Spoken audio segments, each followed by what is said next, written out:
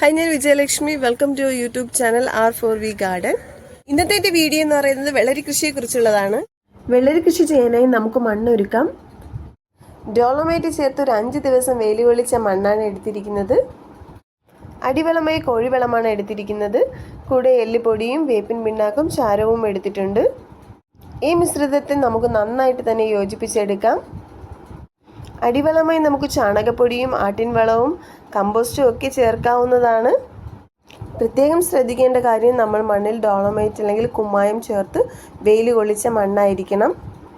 കൂടാതെ മണ്ണിൽ ചാരവും ചേർക്കാൻ മറക്കരുത്. ചെടി വളർന്ന് വലുതായി പൂവുണ്ടായി കഴിയുമ്പോൾ അതൊന്നും കൊഴിഞ്ഞു പോകാതിരിക്കാൻ ഇതെല്ലാം തന്നെ ആദ്യമേ ചേർത്തിരിക്കണം.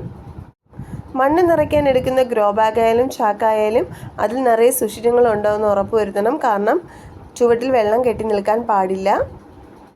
ചെടിയുടെ ചുവട്ടിൽ വെള്ളം കെട്ടി നിന്നാൽ അതെല്ലാം തന്നെ അഴുകി പോകുന്നതാണ്. വെള്ളരി കൃഷി ചെയ്യാനായി നമുക്ക് ചെടികൾ വിൽക്കുന്ന നഴ്സറിയിൽ നിന്ന് വാങ്ങാവുന്നതാണ്. ഇല്ലെങ്കിൽ നമുക്ക് കടയിൽ നിന്ന് വാങ്ങുന്ന നന്നായിട്ട് പഴുത്ത് പുറമെല്ലാം തന്നെ നല്ല മഞ്ഞ കളറിലായിട്ടുള്ള വെള്ളരി വാങ്ങിയിട്ട് അതിൽ നിന്ന് നമുക്ക് കട്ട് ചെയ്തെടുക്കാവുന്നതാണ് വിത്തുകളൊക്കെ തന്നെയും. അതിന് തൊട്ട് നോക്കുമ്പോൾ തന്നെ മനസ്സിലാവും അതിനകത്ത് വിത്ത് നല്ല രീതിയിലുള്ളൂ എന്നുള്ള കാര്യം. ആ വിത്തുകൾ മാത്രമേ മുളയ്ക്കത്തുള്ളൂ. ഇനി വിത്തുകളെ നമുക്ക് മണ്ണിലോട്ട് വെച്ച് കൊടുക്കാവുന്നതാണ്. ഒത്തിരി ആഴത്തിൽ നടേണ്ട ആവശ്യമൊന്നുമില്ല. ജസ്റ്റ് മണ്ണൊന്ന് മാറ്റിയതിന് ശേഷം വിത്തുകളൊക്കെ തന്നെ വെച്ചൊന്ന് കവർ ചെയ്ത് കൊടുത്താൽ മാത്രം മതി. വിത്തോളമേ പാടുള്ളൂ. ഒത്തിരി ആഴത്തിൽ നടേണ്ട ആവശ്യമില്ല. ഒരു 3 ദിവസമൊക്കെ കഴിയുമ്പോൾ തന്നെ വെള്ളരി ചെടികളൊക്കെ തന്നെ പൊടിച്ച് വരുന്നതാണ്. വെള്ളരി ചെടി വളരെ ഫാസ്റ്റായിട്ടാണ് വളരുന്നത്. വെള്ളരിയുടെ വിളവെടുപ്പിന് വേണ്ടി ഒത്തിരി നാൾ കാത്തിരിക്കേണ്ട ആവശ്യമൊന്നുമില്ല. വളരെ വേഗത്തിൽ തന്നെ നമുക്ക് വിളവെടുക്കാൻ സാധിക്കുന്ന ഒരു വിള കൂടിയാണിത്. 2 തരത്തിലുള്ള പൂക്കളാണ് വെള്ളരിയിൽ ഉണ്ടാകുന്നത്, ആൺപൂവും പെൺപൂവും. കായോട് കൂടി വരുന്നതാണ് പെൺപൂവ്, കായില്ലാതെ വരുന്നതാണ് ആൺപൂവ്. പെൺപൂവ് വിരിഞ്ഞ് അതിൽ പരാഗണം നടക്കുമ്പോഴാണ് വിരിയുന്ന പൂക്കളെല്ലാം തന്നെ നമുക്ക് കായായി ലഭിക്കുന്നത്. വളരെ മനോഹരമായ മഞ്ഞ കളറിലെ പൂക്കളാണ് ഇതിനുള്ളത്. ഈ പൂക്കളൊക്കെ തന്നെ രാവിലെയാണ് വിരിയുന്നത്. പൂമ്പാറ്റയും വണ്ടും തേനീച്ചയും മറ്റ് പ്രാണികളും ഒക്കെ തന്നെ ഇതിൽ പരാഗണം നടക്കാൻ വേണ്ടിയിട്ട് പൂവിനെ സഹായിക്കുന്നു. ഇതൊരു ദുർബല കാണ്ഡ സസ്യമാണ്. അതുകൊണ്ട് ഇതിനെ നമുക്ക് തറയിൽ വേണമെങ്കിൽ പടർത്തി കൊടുക്കാം. ഇല്ലെന്നുണ്ടെങ്കിൽ നമുക്കിതിനെ പന്തലിലോട്ട് പടർത്തി വിടാവുന്നതുമാണ്. മറ്റ് ചെടികളെ പോലെ തന്നെ ഇതിനും കീടശല്യമുണ്ട്. നമുക്ക് രാവിലെ വന്ന് നോക്കുകയാണെന്നുണ്ടെങ്കിൽ ഇതിൽ പുഴുക്കളൊക്കെ തന്നെ ഇരിക്കുന്നത് കാണാൻ വേണ്ടി സാധിക്കും. ഇതിൻ്റെ നാമ്പിലിരുന്ന് അതിനെ കടിച്ച് നശിപ്പിക്കുന്നതായിട്ട് കാണാൻ വേണ്ടി പറ്റും. അപ്പോൾ നമുക്ക് രാവിലെ വരികയാണെന്നുണ്ടെങ്കിൽ ആ പുഴുക്കളെല്ലാം എടുത്ത് കളഞ്ഞ് നശിപ്പിക്കാവുന്നതാണ്. അതിനുശേഷം നമുക്ക് വേപ്പെണ്ണ വെളുത്തുള്ളി മിശ്രിതമൊക്കെ ചെടിയിൽ സ്പ്രേ ചെയ്ത് കൊടുത്താൽ കീടശല്യം കുറഞ്ഞിരിക്കും. കൂടാതെ ചെടിയിൽ മൂപ്പത്തി ഇലകളൊക്കെ ഉണ്ടെങ്കിൽ അതൊക്കെ തന്നെ നമുക്ക് കട്ട് ചെയ്ത് മാറ്റി കൊടുക്കാവുന്നതാണ്. ഇനി പെൺപൂക്കളൊക്കെ വിരിയുന്നുണ്ട്, പക്ഷേ ഒന്നും തന്നെ കായായി കിട്ടുന്നില്ല എന്നുണ്ടെന്നുണ്ടെങ്കിൽ നമുക്കിതിന് കൃത്രിമ പരാഗണം ചെയ്ത് കൊടുക്കാവുന്നതാണ്. അതിന് ആൺപൂവിനെ ഇങ്ങനെ എടുത്തതിന് ശേഷം ഇതളുകളൊക്കെ മാറ്റിക്കഴിഞ്ഞാൽ അതിൻ്റെ നടുക്കുള്ള പൂമ്പൊടി കിട്ടും. ആ പൂമ്പൊടിയെ നമുക്ക് പെൺപൂവിലോട്ട് തേച്ച് കൊടുക്കാവുന്നതാണ്. ഒരു 3-4 പൂക്കൾ എടുത്തതിന് ശേഷം നമുക്ക് ഇതുപോലെ തേച്ച് കൊടുക്കാം. വളരെ കുറച്ച് പൂമ്പൊടി മാത്രമേ ഇതിനകത്തുള്ളൂ. അപ്പോൾ ഇങ്ങനെ തേച്ച് കൊടുക്കുകയാണെന്നുണ്ടെങ്കിൽ നമുക്ക് അത് കായായി കിട്ടുന്നതാണ്. വെള്ളരി ചെടിയിൽ നിറച്ച് ആൺപൂക്കൾ ഉള്ളതുകൊണ്ട് ഈ ശലഭങ്ങളും വണ്ടുകളും ഒക്കെ തന്നെ വന്നിരുന്ന് പരാഗണം നടത്തുന്നതാണ്. കൂടുതലും നമുക്ക് കായായി കിട്ടുന്നതാണ്. ഇങ്ങനെ കൃത്രിമ പരാഗണം ചെയ്ത ഒരു കായാണിത്. അതെല്ലാം തന്നെ കായായി മാറിയിട്ടുണ്ട്.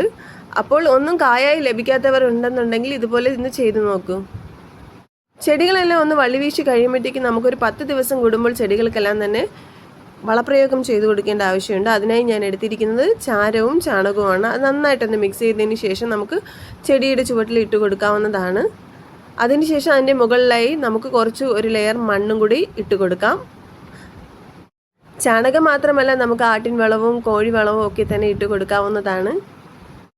കൂടാതെ നമുക്ക് ചെടിയുടെ മൂട് ചെയ്യാതിരിക്കാൻ വേണ്ടിയിട്ട് സ്യൂഡോമോണസ് ഒരു 20 ഗ്രാം 1 ലിറ്റർ വെള്ളത്തിൽ കലക്കിയതിനു ശേഷം ചെടിയുടെ ചുവട്ടിൽ ഒഴിച്ചു കൊടുക്കാവുന്നതാണ്. മണ്ണിലൂടെ വരുന്ന ഇൻഫെക്ഷനെ തടയാനായിട്ടും രോഗപ്രതിരോധ ശേഷി ചെടിക്ക് കിട്ടാനായിട്ടും ഇത് വളരെയധികം സഹായിക്കുന്നതാണ്.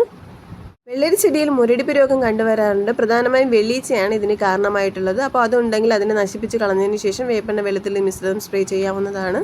വെള്ളരിയുടെ ഓരോ മുട്ടുതോറും ഇങ്ങനെ വേരുകൾ ഇറങ്ങുന്നതാണ്. അപ്പോൾ ഇങ്ങനെ വേരുകൾ വരുമ്പോൾ നമുക്ക് തൊട്ടടുത്ത ഗ്രോ ബാഗിൽ ഇതുപോലെ വെച്ച് കൊടുക്കുകയാണെന്നുണ്ടെങ്കിൽ അതിൽ വേരുകളൊക്കെ ഇറങ്ങി നല്ല രീതിയിൽ ചെടി തഴച്ച് വളരുന്നതാണ്. ഇപ്പോൾ മൂട് നശിച്ച് പോയാൽ നമുക്ക് അതിൽ വിളയുന്ന കായ്കളൊക്കെ തന്നെ നന്നായിട്ട് വിളഞ്ഞു കിട്ടാൻ വേണ്ടി ഇത് സഹായിക്കും.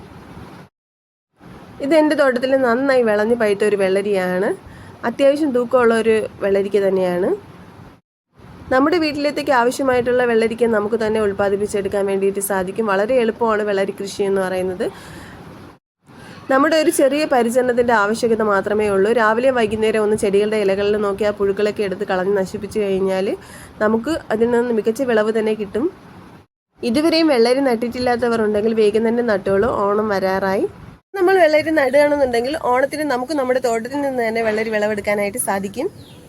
വെള്ളരി കൃഷിക്ക് ഒത്തിരി വെയിലിൻ്റെ ആവശ്യകത ഒന്നും തന്നെ ഇല്ല. തണലത്ത് നമുക്ക് നട്ടു വളർത്തി വിളയിച്ചെടുക്കാൻ സാധിക്കുന്നതാണ്.